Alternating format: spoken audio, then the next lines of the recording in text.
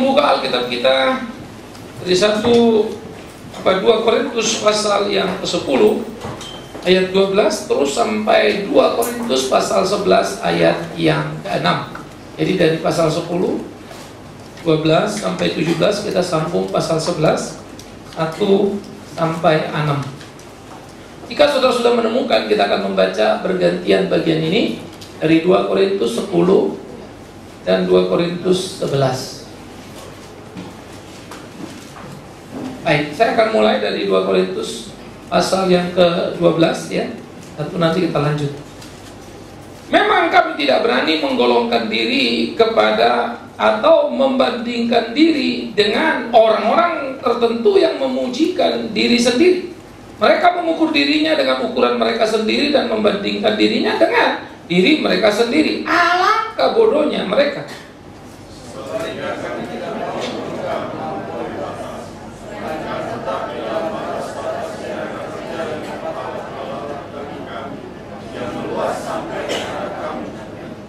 Sebab dalam memberitakan Injil Kristus kami telah sampai kepada kamu, sehingga kami tidak melewati batas daerah kerja kami, seolah-olah kami belum sampai kepada kamu.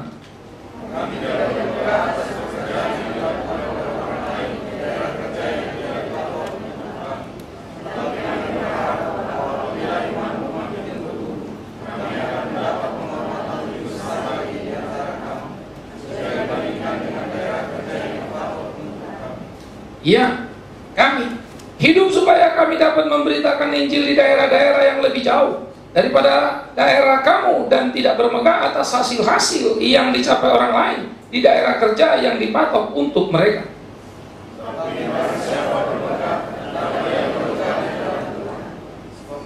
Sebab bukan orang yang memuji diri yang tahan uji, melainkan orang yang dipuji Tuhan.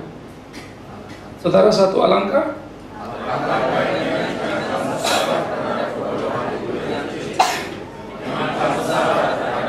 sebab aku cemburu kepada kamu dengan cemburu ilahi, karena aku telah mempertunankan kamu kepada satu laki-laki untuk membawa kamu sebagai perawan suci kepada Kristus.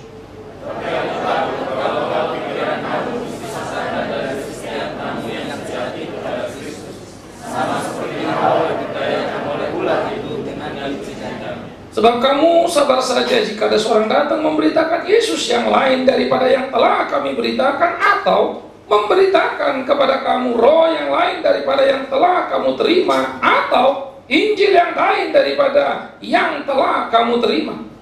Tetapi menurut aku sedikit pun aku tidak kurang daripada rasul-rasul yang tak ada.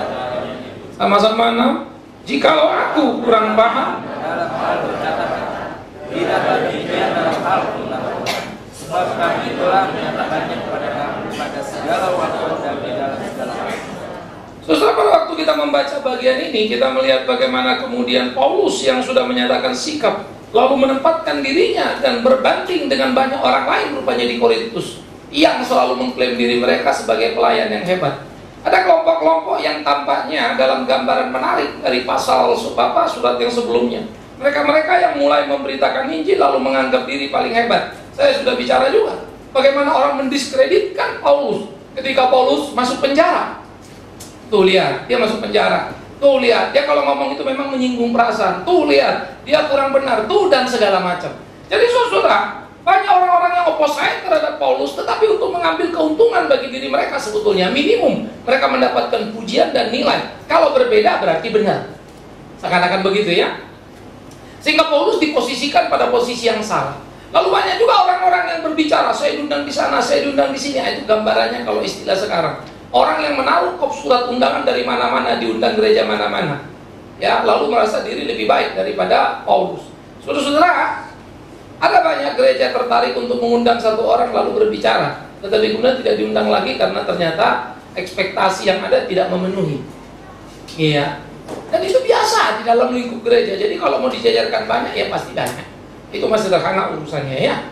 Tetapi kalau ini yang dijadikan ukuran kebanggaan, kan sangat mengerikan. Sayangnya memang dalam penginjilan terjadi juga kompetisi, berlomba-lomba untuk mencari pengikut. Padahal mestinya penginjil berlomba-lomba membawa orang menjadi pengikut Kristus, bukan? Sehingga tidak ada satupun yang tertempel pada diri seorang pemberita Injil. Nah, Paulus mau coba meluruskan bagian ini dengan cara yang sangat luar biasa. Karena itu dia berdebat dengan orang-orang di Korintus, lalu mengatakan apa? Kami tidak berani menggolongkan diri kami, membandingkan diri kami dengan orang tertentu yang memuji diri mereka sendiri. Artinya, dengan bahasa yang sangat luar biasa, Paulus menusuk dengan cara yang sangat jeli. Saya tidak akan mau berdebat, saya tidak akan mau berbanding dengan orang yang suka mengukur-ukur dirinya dengan ukurannya sendiri. Saya tidak akan terjebak di situ, itu maksudnya. Saya tidak akan terjebak pada satu diskusi yang membuat kita dapat kusir, tidak ada mutunya. Saya tidak akan terjebak pada satu situasi yang semua ukurannya adalah diri sendiri. Kalau kau mengukur dirimu dengan ukuranmu, pasti kau akan merasa kau lebih baik dari aku. Kalau aku mengukur diriku dengan diriku, ukuranku, aku lebih baik dari kamu, kan begitu kan? Tapi soal siapa lebih baik, kamu apa aku? Mestinya kita datang kepada Kristus itu. Biarkanlah firman itu menilai kita. Biarkanlah waktu itu yang menentukan kelas kita, bukan? Mestinya begitu. Oleh karena itu Paulus melihat betapa orang-orang ini datang merongrong gereja, sehingga kesatuan gereja terus diombang-ambingkan, menimbulkan pertikaian, perpecahan yang sebetulnya tidak perlu. Yang kalau terjadi yang untungnya cuma setan. Mana pernah Tuhan untung gerejanya terpecah?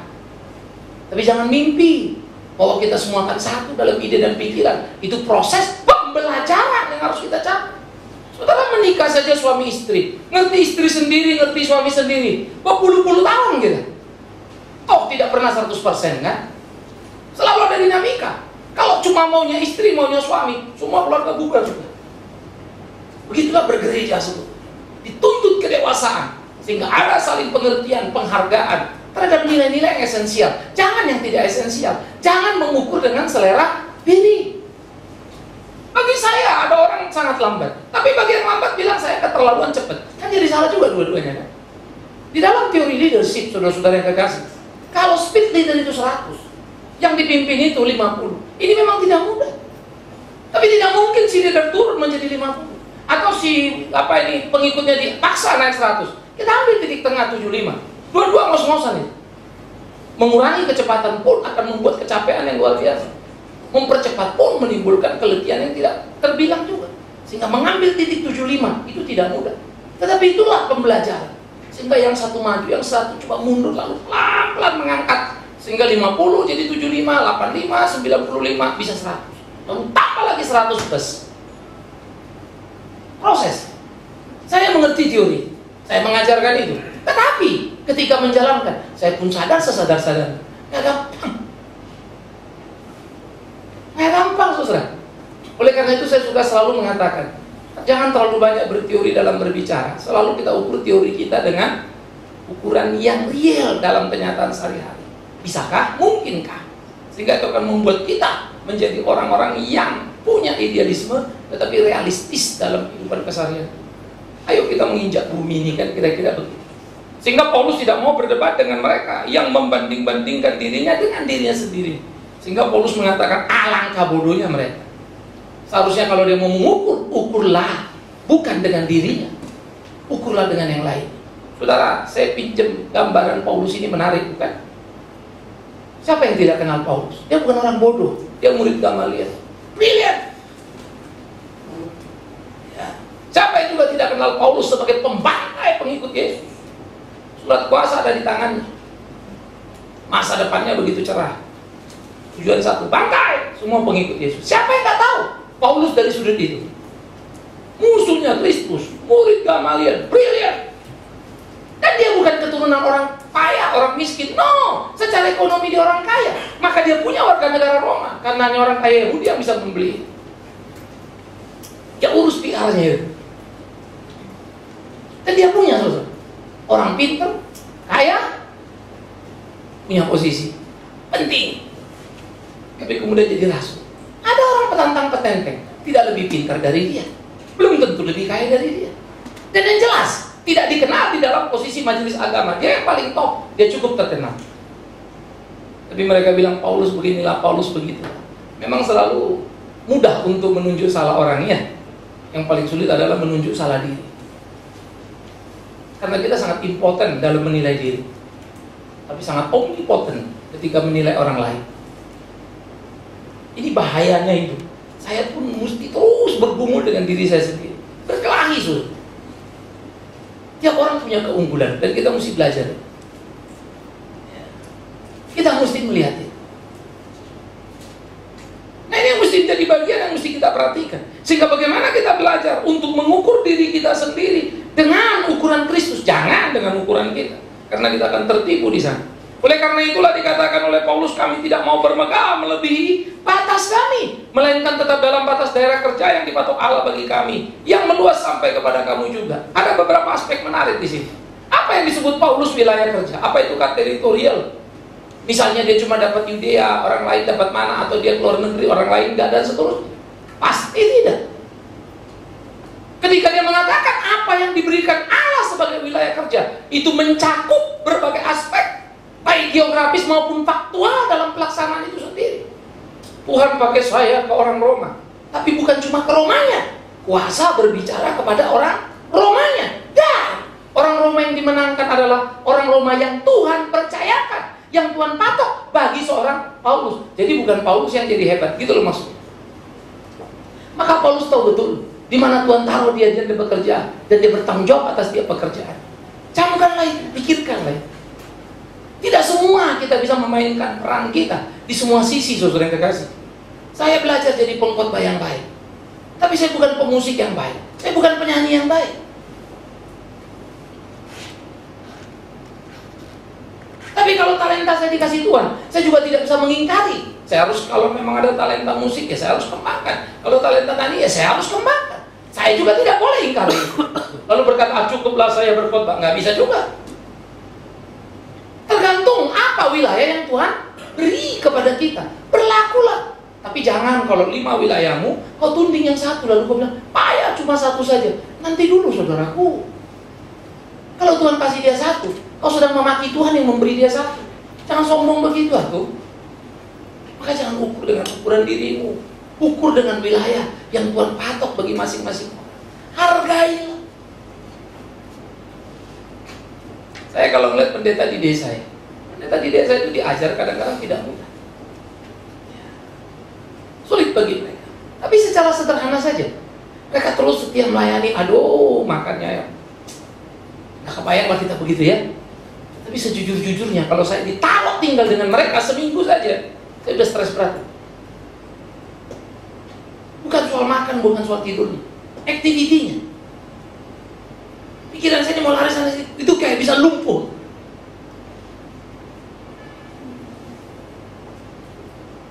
Berat setengah mati.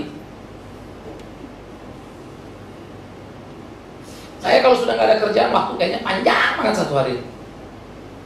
Karena saya terlatih dan terbiasa kerjakan ini, kerjakan itu. Tahu-tahu udah sore gitu ya. Kalau suruh duduk diam, bisa bengong. Mau ngapain deh? Mau ngapain lagi? Mau ngapain lagi? Mau ngapain lagi? Saya nggak bisa duduk diam. Minimal, saya mesti nonton TV, nonton film, atau baca. Atau pergi olahraga. Itu saya. Jadi, keunggulanku bisa jadi kelemahanku. Buat orang lain bisa lu di kampung tinggal gitu, hebat lo dia. Tuhan nggak taruh Big Man Sirait, college dia. Hargai mereka. Jangan sombong kalau lu kau bilang kau pintar, dia bodoh. Nanti dulu, pintarmu membuat kau cocok di kota tapi tidak cocok di desa sana. Itu pun realita. Baru kita bicara geografis dan pendekatan psikologis. Belum lagi pendekatan teologis wilayah yang Tuhan sudah percayakan untuk kita kerjakan. Kerjakanlah itu. Kerjakan kerjaanmu, tidak perlu kok komentar yang di sebelah sana. Menarik ya? Itu dalam soal nilai diri. Sehingga jangan menepuk dadamu, saudara. Tuhan paling gak suka. Ini yang kita perlu hati-hati sekali. Ini yang kita perlu jaga betul-betul teliti dalam hidup. Selalu ada godaan dalam hidup ini. Semakin banyak yang Tuhan percayakan, semakin tidak mudah kita menjalani kehidupan ini. Kadang-kadang saya tergoda nggak mau lagi ngurus yang kecil-kecil. Jujur saja, terlalu banyak yang gede-gede yang bisa saya urus. Ini ngapain lagi? Ini ngapain? Tapi kemudian saya sadar betul. Emangnya waktu saya ngurus yang gede itu, siapa yang bawa saya? Tuhan kan? Kalau ada yang kecil ditaruh Tuhan, Tuhan juga kan? Yang sama kok. Kenapa saya bilang yang besar saya mau, yang kecil enggak? Mana boleh? Waduh, belajar lagi. Karena dia yang memberi wilayah kerja itu. Kerjakanlah. Kalau memang kau sungguh cinta dia, lakukanlah. Jangan abai. Disitulah kita berkelahi dengan diri kita, saudara pendengar. Saya sering share ya. Kalau besok hari Minggu ini seminar saya bisa tidur jam 3 karena ada urusan lain, urusan ini mesti urus. Bikin lagi itu korban. Rasanya udah mau ambruk aja. Tapi tanggung jawabku pantang bagi untuk tidak menjalankan. Sebetulnya kan bisa saja saya seminar tanpa kok atau asal. Tapi saya tidak mau mengkhianati diriku. Minimal. Dan dalam komit saya kepada Tuhan, saya juga tidak mau mempermalukan. Atau jengkel orangnya dan paling gampang naik darah kalau kerjaan nggak beres. Saya mesti berdoa mati-mati supaya jangan ngomong-ngomong dulu kan jadi repot lagi. Susah amat ya, ribet amat ya. Sehingga di dalam bagian-bagian seperti ini, saudara yang kekasih, bagaimana kita belajar untuk mengerti kebenaran, bagaimana kita belajar untuk melakukan apa yang menjadi kehendak Tuhan, bukan perkara sederhana, bukan perkara gampang. Saya pikir di sinilah pentingnya kita menyadari kehidupan kita. Wilayah kerja yang Tuhan kasih. Makin kita melayani Tuhan, percayalah, makin hangus kita. Makin kita dekat mengerti dia, makin sadar kita betapa jauh kita dari apa yang dia mau. Percaya. Kalau kau rasa dirimu baik cuma satu itu, kurang ngerti kau kita. Ulang pikir baik-baik. Kalau kurang kau baca Alkitab itu, akan kau anggap dirimu paling baik. Tapi kalau kau baca, kau tersentuh. Saya jauh dari apa yang dibutuhkan. Saya sadar betul. Dan saya akan belajar. Saya akan berkelahi. Begitulah kita semua, bukan? Ambil perkelahianmu, ambil pertandinganmu. Kau juga harus belajar dalam dirimu. Sehingga kau menikmati pergumulanmu dengan Tuhan dan kau bisa berkata sesuatu, God, thanks. Kau berikan aku wilayah ini dan aku sudah mengerjakannya. Maka puaslah hidupmu. Kaulah kau lihat. Lalu Tuhan tambah 1 jadi 2, 2 jadi 4, 4 jadi 8. Hati-hati lo, jangan besar kepala. Udah 8 lo, aku jago lo. Dulu cuma 1. Ini nanti dulu, ini bukan perusahaan ini. Perusahaan kecil jadi gede, boleh kita tepuk dada ya. Ini bukan soal itu. Ini soal pelayanan. Makanya Alkitab bilang setia dalam perkara kecil, ditambahkannya kesetiaan dalam perkara yang besar. Artinya kau dapat pun yang besar karena kau setia dalam kecil. Itu upah kok. Itu bukan tentang kau seberapa hebat. Pentingnya kita menelaah, pentingnya kita menyadari mana wilayah.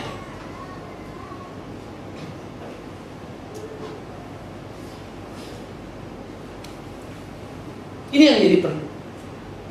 Sehingga tidak bisa kita mengerjakan semuanya dalam hidup kita, bukan? Kita manusia terbatas. Jangan kita mau menjadi maha hadir dalam segala hal. Semua mau kita, padahal kita nggak bisa. Ukurlah diri kita. Ukurlah wilayah yang Tuhan kasih pada kita. Kerjakan. Dan tertiblah. Lakukanlah dalam rasa syukurmu kepada Tuhan. Sehingga syukurmu akan membangunmu untuk makin mengerti kebenaran penuh. Dan engkau bertumbuh di dalamnya untuk kemuliaan Tuhan. Camkan. Nah ini yang menjadi hal-hal yang perlu untuk kita pikirkan. Sehingga bagaimana dikatakan oleh Paulus bahwa kemudian kami tidak mau bermegah ya, melampaui batas. Kami akan bermegah artinya menjalankan apa yang Tuhan mau. Kami akan bermegah melakukan apa yang menjadi kehendak Tuhan. Bukan bermegah karena kami lebih hebat dari orang lain. Gak mau. Saya kagum ya, saya pikir-pikir ya. Jadi dia mau bermegah cuma satu, kalau aku boleh lakukan apa yang Tuhan mau, berarti aku sudah jadi hamba. Oh thanks God, gitu loh. Jadi nggak ada waktu dia mau mengkompet dirinya dengan orang lain. Tetapi ternyata orang lain itu selalu mengkompet diri. Paulus begini, kami begini, Paulus begini, kami begini. Mereka nggak bisa lihat apa yang mereka kerjakan, dan mereka tidak bisa lihat apa yang Paulus kerjakan. Pikirkan baik-baik, Paulus dipakai Tuhan menulis lebih dari separuh surat di Perjanjian Baru. Paulus dipakai Tuhan pergi ke berbagai orang-orang kafir, baik yang di Yunani, ya, baik yang di Roma dan berbagai kota-kota Asia kecil lain. Dia melanglang buana, melahirkan banyak murid-murid yang bermutu. Ada Timotius, ada Titus, dan lain-lain. Dia menyuruh tadi bangsawan seperti Filemon untuk bisa memaafkan Onesimus sang budaknya. Waduh, dan seterusnya. Wih, jempolan. Tapi heran ya, Orang tetap anggap Paulus payah, ini kurang, itu kurang. Nah, itulah pelayanan. Yang ngoceh-ngoceh kurang ini tidak mengerjakan 10% pun dari kerjaan Paulus, tapi bisa. Padahal mestinya kan, kalau nggak mau memuji, minimum apa? Ya diamlah. Kalau tidak mau puji si Paulus ya nggak apa-apa, tapi minimal diamlah, jangan berbicara. Kau tidak suka tidak mengapa, tapi kalau kamu tidak suka, tolong lihat dulu apa yang kau tidak suka dari si Paulus. Tapi lihat fakta-fakta yang dikerjakannya, maka ukurlah diri, sehingga kau tahu apa yang harus kau katakan dan kau lakukan. Sehingga saudara, apa yang dikatakan Paulus pertama menjadi ciri murid Kristus itu bukan? Bekerjalah dari wilayah yang Tuhan kasih, dan jangan pernah besar kepala. Jangan pernah terjebak untuk berbanding-banding dengan orang lain, karena itu hanya pekerjaan orang dunia. Anak Tuhan akan mengerjakan apa yang dikerjakannya, dan dia tahu ketika dia bisa menyelesaikan itu semata-mata anugerah. Kita ke Papua ya, kalau jadi bikin sekolah ya, kalau Tuhan mau jadi, kalau nggak jadi nggak pusing. Tapi kalau jadi ya kerjakan, simpel-simpel saja ya.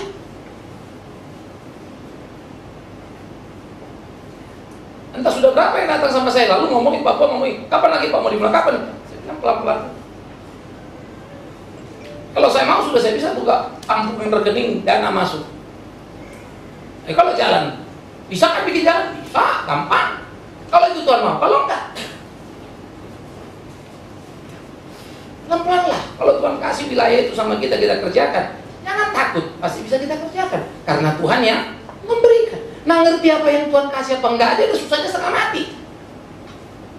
Bukan sekedar, saya mau sini, saya mau sini. Bukan begitu. Kadang-kadang banyak juga orang nggak ngerti, bisa ngerti lah ya.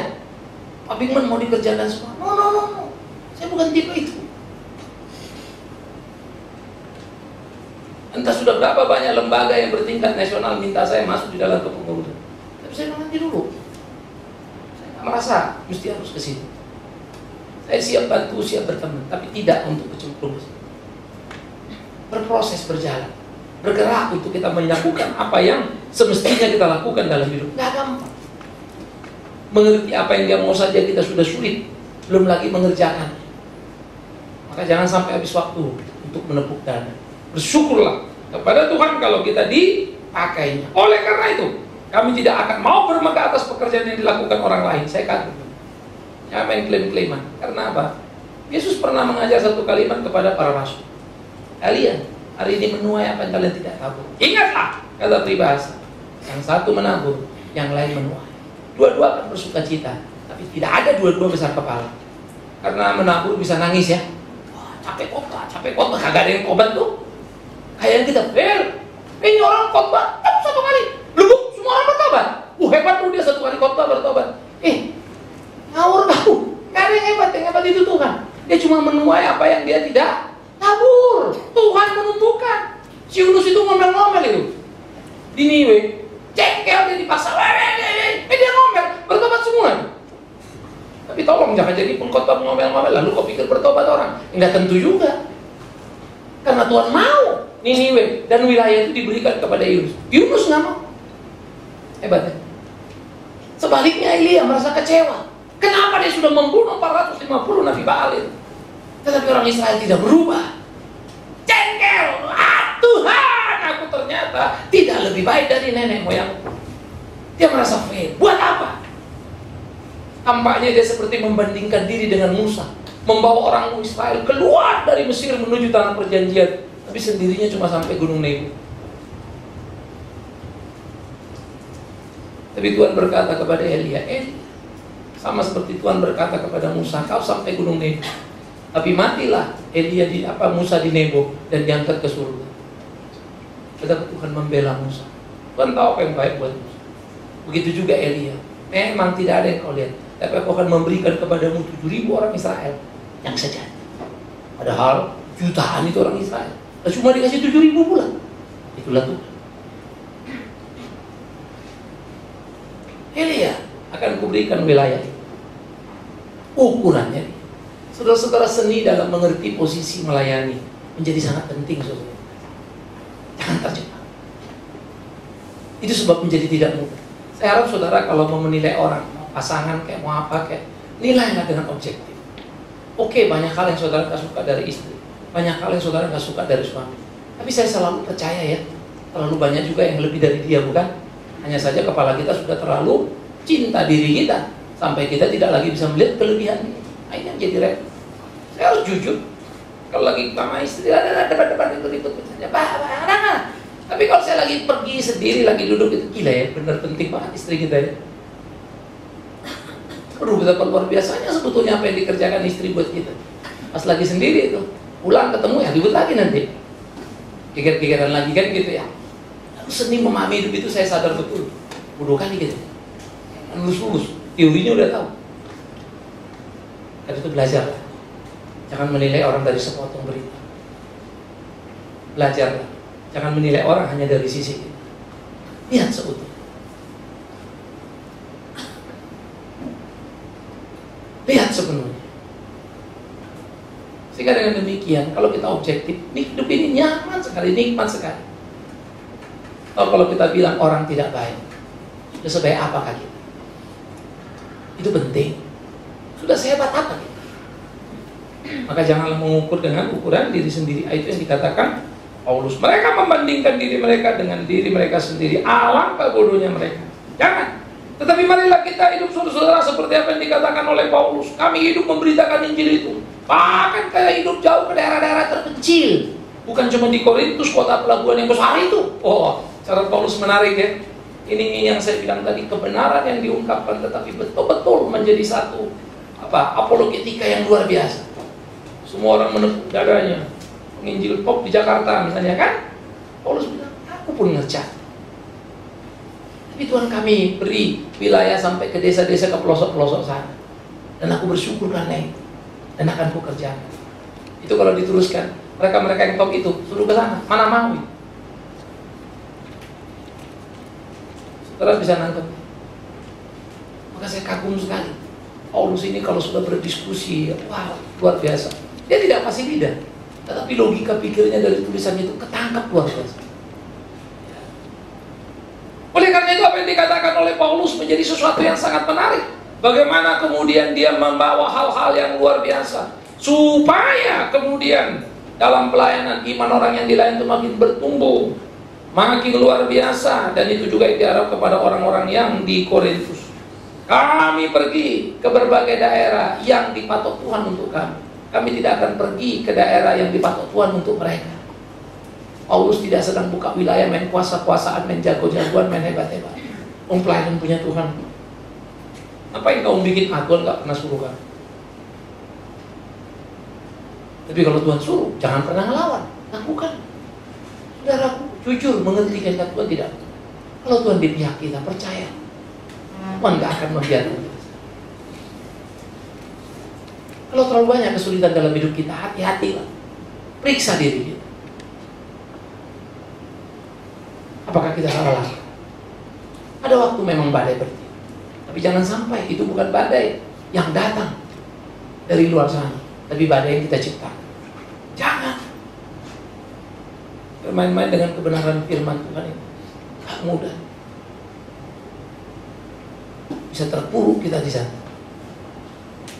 Nikmati persekutuan dengan dia, berjalan dengan dia, jalan dan nikmati semuanya. Oleh karena itu barang siapa hendak bermegah boleh, tapi bermegahlah di dalam Tuhan. Sebab bukan orang yang memuji dirinya yang tahu uji, melainkan orang yang dipuji Tuhan. Saya suka kalimat ini, menarik ya. Jangan kau bilang puji Tuhan, saya dipakai Tuhan gini. Wah, saya luar biasa. Nanti dulu Tuhan memuji kau enggak? Boleh kau puji Tuhan itu, belum tentu Tuhan memuji kau. Boleh kau bilang, aku cinta Tuhan. Persoalannya, yang mau sekali-kali mikir Tuhan cinta kamu enggak? Saya kalau mau jujur pada diri, saya mau cinta Tuhan, tapi kau pikir-pikir, ada kelakuan-kelakuanku yang menjengkelkan dia. Alamak, kayak apa lah itu? Parah gue. Ada yang gak beres. Aduh Tuhan, ampun. Mempertanyakan apakah Tuhan mencintai saya, mengukur dari firman-Nya, kita tersentak saudara. Jauh kan dari standar yang di model kita gitu ya. Saya juga bilang minimal tampar pipi kanan kasih pipi kiri. Kamu susah itu. Berdoa saya untuk itu. Nggak pernah dimaki orang, caci orang, coba tahan deh. Tapi beratnya setengah mati ya. Sulit kan sobek-sobek. Biar kata untuk Tuhan. Apalagi kalau memang kita sudah benar kan, makin marah lagi kita. Padahal justru karena benarnya kita disobek. Jadi tampar kanan kasih kiri. Enak sekali. Saya bisa kembangkan dari berbagai aspek. Tapi kalau kalian tanya, bagaimana dengan menjalankannya Pak? Jujur saya harus ngomong, lama terseok-seok. Kalau orang bilang satu hari mestinya 5 km jalan, ini cuma 5 meter ini. Keseok-seok kaki kita, maka malulah di Tuhan. Malam pun berdua jadi berbeda ya, banampunya. 7 kesempatan kau kasih untuk aku melakukan kebenaran, hanya 2 yang sukses kujalan, 5 berantakan. Ampun ya. Tapi kalau kau doa, Tuhan terima kasih, aku tadi hebat melakukan 2. Tuhan luar biasa. Itulah susahmu. 5 yang gagal lupa kau. 5 itu yang kau lihat, jangan 2. Karena 2 itu sudah harus itu. Betul enggak? 2 itu sudah harus. Namanya anak Tuhan ya. Yang 5 itu ya harus kok kejadian. Nah itu yang ditangisi. Sehingga hidup kita makin berubah. Mencari apa yang Tuhan mau. Saudaraku, nikmati hidup dipimpin Tuhan. Jalani, percaya. Tuhan akan menolong kita menikmati itu step by step. Indah di dalam Dia bersama. Lakoni, ya. Dan jangan salah dengan Paulus ya. Aku begini, aku begitu. Tapi hati-hati. Paulus tidak sedang merombongkan diri. Paulus lagi bicara perjuangan pergumulan dalam kemurniannya. Sehingga kalau kita baca beritanya beda sekali. Justru dia mau menunjukkan betapa hebatnya dia. Tapi betapa tidak berartinya dia di hadapan Tuhan. Oleh karena itu dikatakan alangkah baiknya jikalau kamu sabar terhadap kebodohanku yang kecil ini. Keren ya. Kalaupun aku tidak cocok dengan kau semua, ya sabarlah kepada kebodohanku yang kecil itu. Istilah kecil ini menjadi menarik saudara. Apa kebodohan kecil, apa kebodohan besar? Kebodohan kecil itu mau dikatakan kebodohan yang bukan kebodohan. Hanya karena aku tidak cocok dengan selera. Bisa ngerti saudara? Tapi tolonglah kau sabar. Kalau kau memang anak Tuhan, menarik juga ya. Kalian bilang, dengar gini, dengar gitu. Lalu kalian anggap aku begini. Minimumkan kau anak Tuhan. Sabarlah pada kebodohanku yang kecil itu. Kalau lihat apa yang kukerjakan yang besar itu. Kalau mau pakai ukuran. Karena itu dia bilang kalau bermegah, bermegah dalam. Menarik tuh. Ya. Ayo kita nikmati. Karena kalau saudara, makin kita setia melayani, makin kita masuk dalam pelayanan murni, makin banyak yang gak enak. Biasa itu. Jangan kecewa karena kita sudah kenyang makan tidur urusan begitu. Dioce. Hanya saja saya belum kenyang berhasil dalam banyak film. Banyak yang saya lihat ini, banyak yang saya juga gagal. Sekalipun punya kebenaran untuk membela diri, tapi sebetulnya bukan itu. Paulus tidak kehilangan akal. Paulus tidak habis dan terjebak dalam amuk yang tidak menentu. Ini hebat. Kita belajar dari Rasul.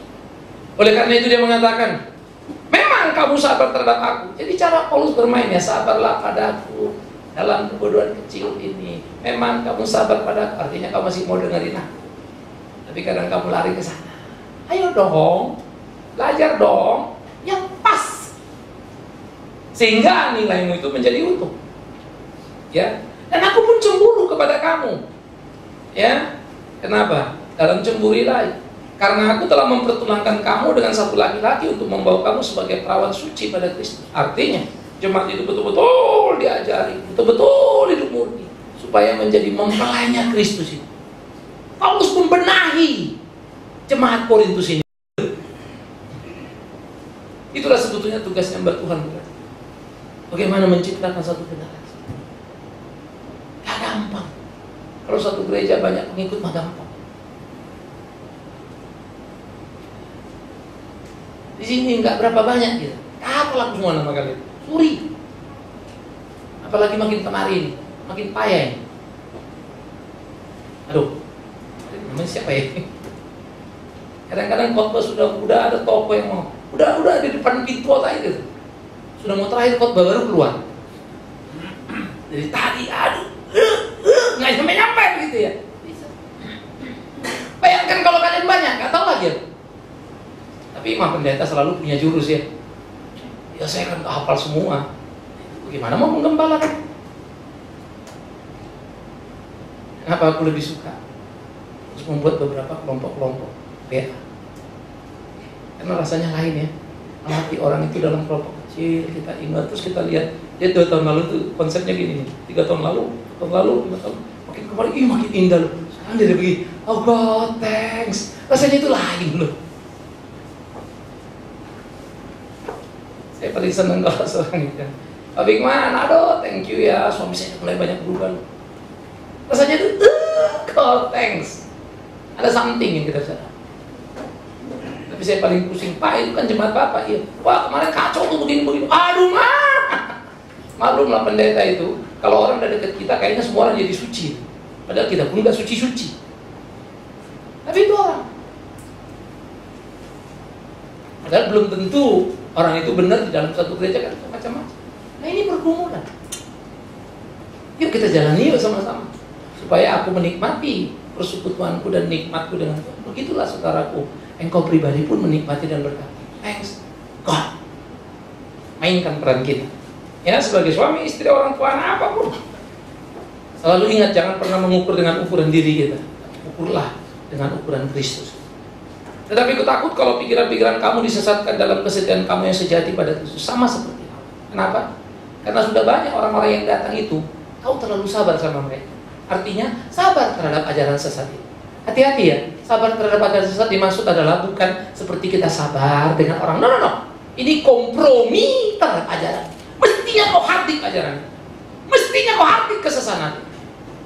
Kau bisa seperti si Hawa itu. Sudah si ular datang. Apakah Tuhan larang kalian makan semua? Oh enggak, yang ini boleh.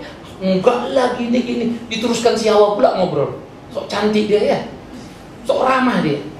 Diskusi lah. Nah, masuklah si setan itu. Dibodohin Tuhannya kau itu. Coba kau mati. Pasti kau menjadi top. Kau nomor 1. Kau sama Tuhan sama. Makanya Tuhan takut, ditakut-takutinya kau. Ya yang bener, sungguh. Masa sih perempuan secantik kamu gak ngerti? Wah berbunga-bunga lah si Hawa. Cantik ya, kau cantik kau. Apalagi kau makan buah ini, tambah cantik kau. Waduh sudah. Dimakannya lo buah itu. Bubar. Diberinya apa? Pintu. Tegaslah. A untuk A, B untuk B. Sesat untuk sesat, benar untuk benar. Jangan kompromi. Tapi awas ya, jangan kau benci orangnya. Ini kadang-kadang kita campur aduk nih. Kita lagi bicara konsepnya, kesesatannya. Jangan orang yang kau benci. Karena memang kita biasa lah ya, sukanya kan pahe ya, paket hemat ya.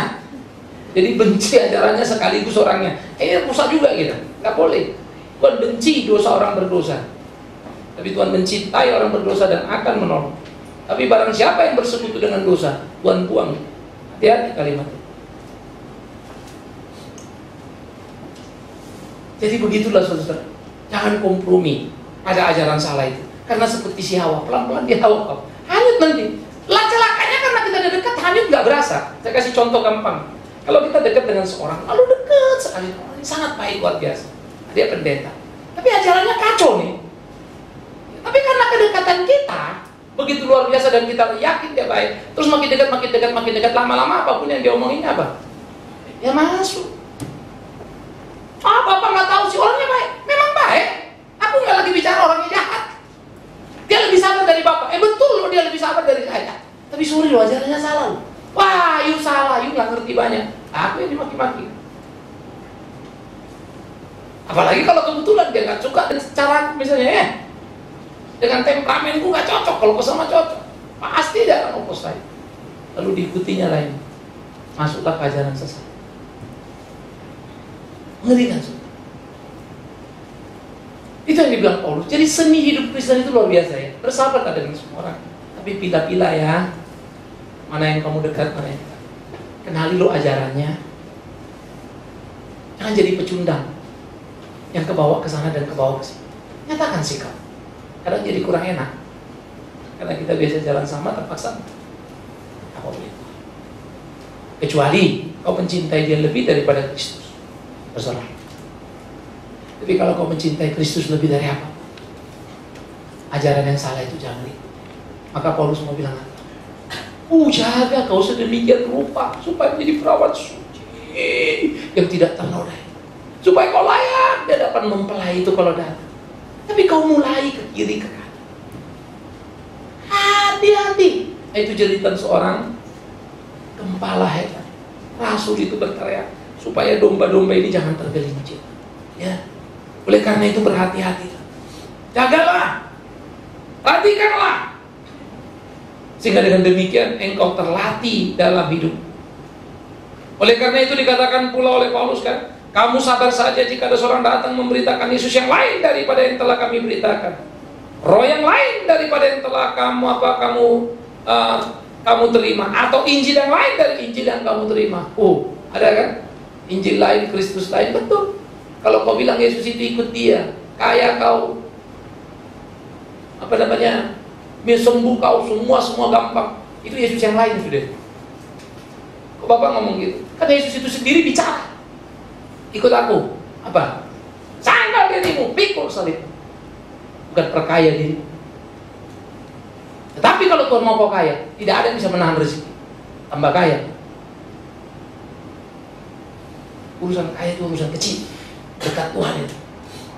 Tuhan bisa kasih kita limpah. Amin. Urusan sembuh urusan kecil.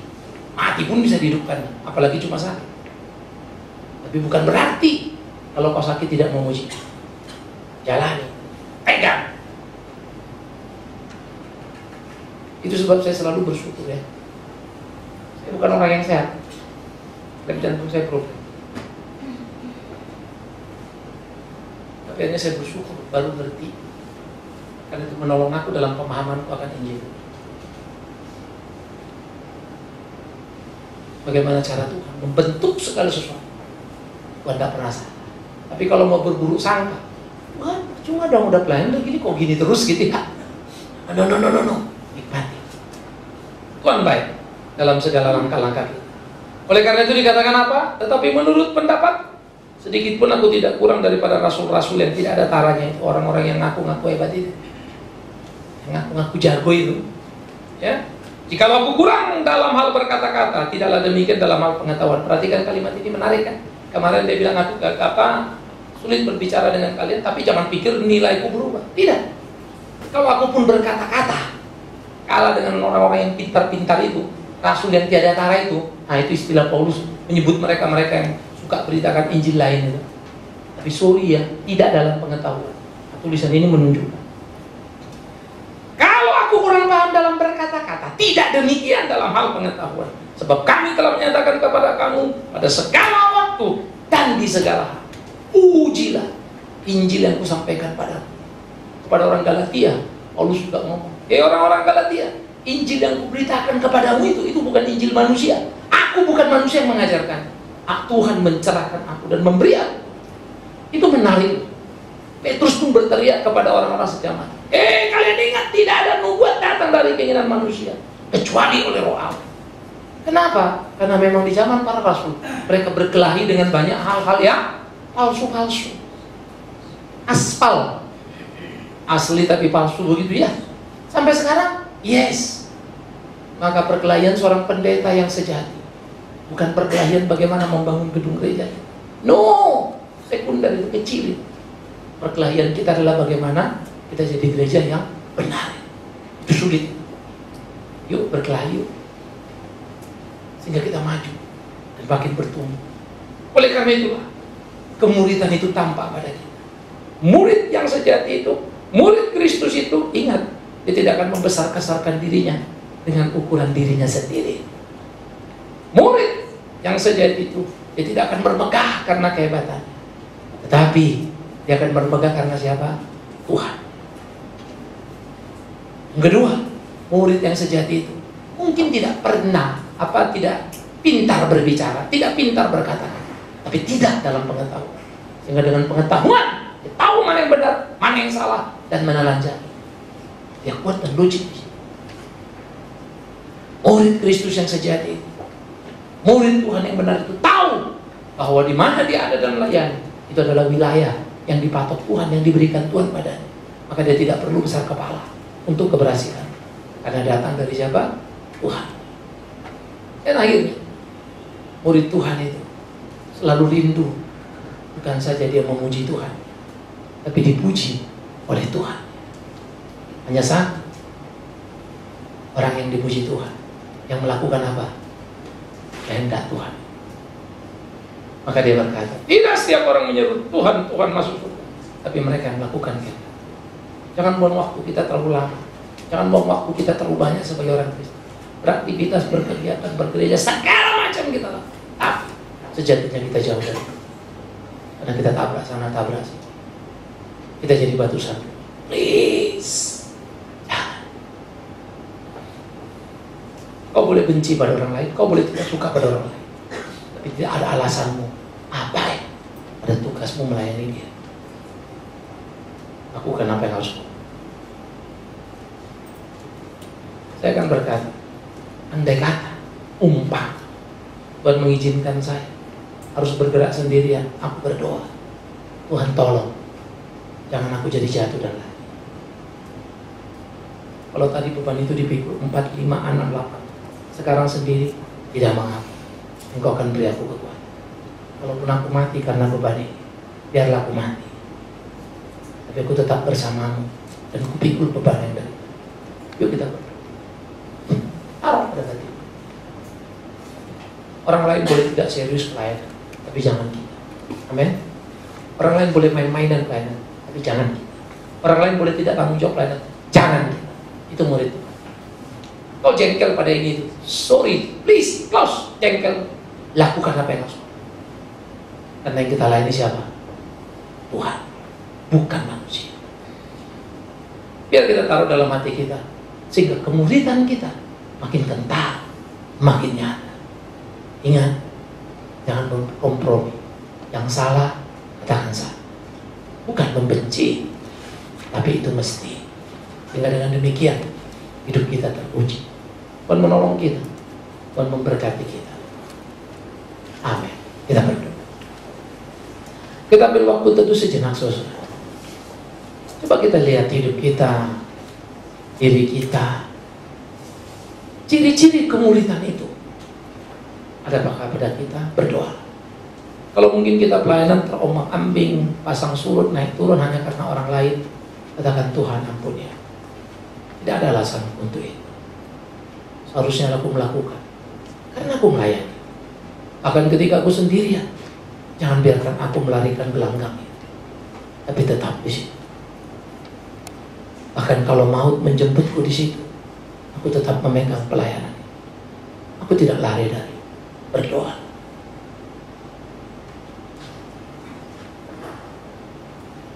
Berdoalah supaya jangan lagi kita mengukur orang lain dari diri kita, tapi mari kita ukur dari Injil.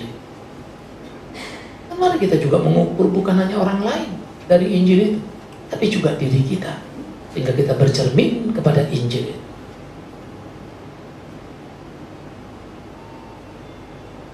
Berdoa.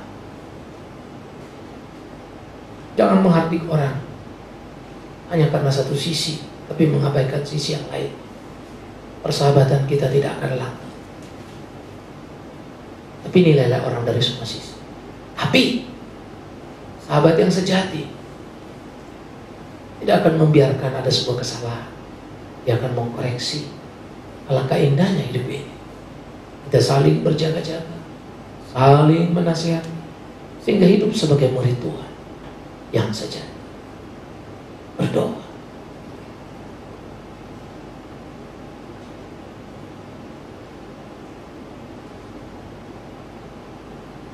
Ketika kami melihat perjalanan hamba-Mu, ya Tuhan, sadarlah kami, rasul yang besar, yang Tuhan pakai hebat dalam ukuran kemanusiaan kami. Tak akan pernah ada orang yang puas. Fitnah akan bertebar. Tapi kami juga akhirnya tersentak dan sadar, karena itu ternyata bukan hanya menimpa rasul-rasul yang top itu. Yang hebat itu dalam ukuran manusia. Bahkan Engkau Yesus Kristus Tuhan kami, karena kebenaran yang Kau kumandangkan, Kau ditangkap di sana. kekuatan dunia memberontak. Sadarlah kami dan tersentaklah kami, gentarlah batin kami. Kemuridan kami diuji terhadap situasi seperti itu. Akankah kami tetap di jalan-Mu? Pertanyaan yang perlu kami jawab dalam kemuridan kami. Ya Tuhan. Kami berdoa supaya Tuhan terus memurnikan batin kami. Hidup kami berkenan kepada Tuhan, di dalam Tuhan, untuk kemuliaan nama Tuhan. Karena itu Bapa di dalam surga, kami segerakan segenap hari-hari kami dalam tangan-Mu.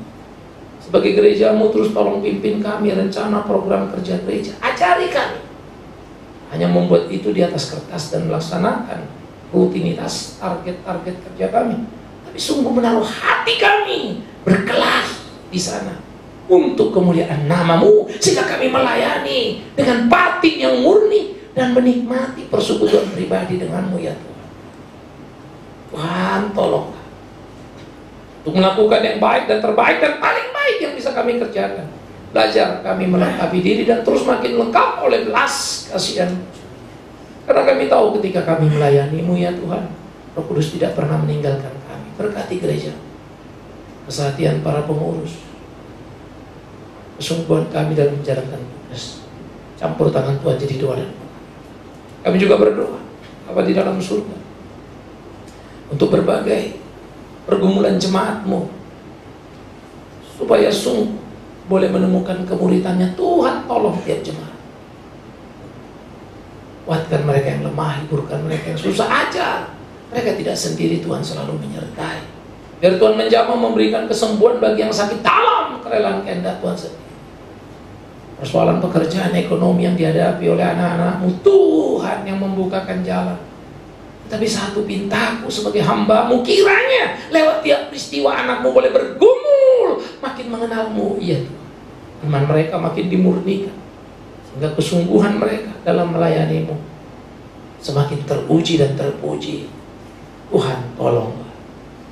Hamba berdoa menyerahkan tiap umat-Mu ke dalam tangan-Mu, pimpin tuntun dalam cinta kasih-Mu. Begitu pula dengan gereja-Mu. Apa yang akan kami kerjakan ke depan, campur tangan Tuhan jadi doa dan pengharapan kami. Kami serahkan hidup kami, jalan kami, hari-hari kami ke dalam tangan. Di dalam nama Yesus Kristus, Tuhan, kepala gereja yang sejati, kami berdoa, kami bersyukur. Mohon pimpinan Tuhan senantiasa. Amin.